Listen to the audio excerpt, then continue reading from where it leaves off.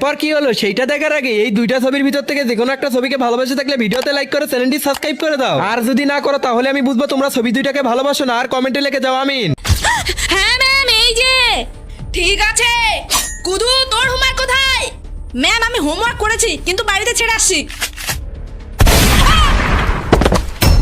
আরে ম্যাম কি পাগল হয়ে গেছে? বাহানা দিচ্ছিল আমাকে।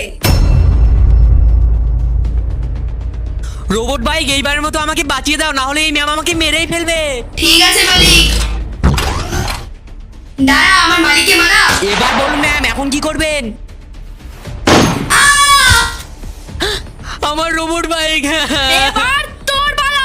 তো বন্ধুরা, এরপর আমার সঙ্গে কি হলো সেটা দেখার জন্য চ্যানেলটিকে সাবস্ক্রাইব করে কমেন্টে বলুন।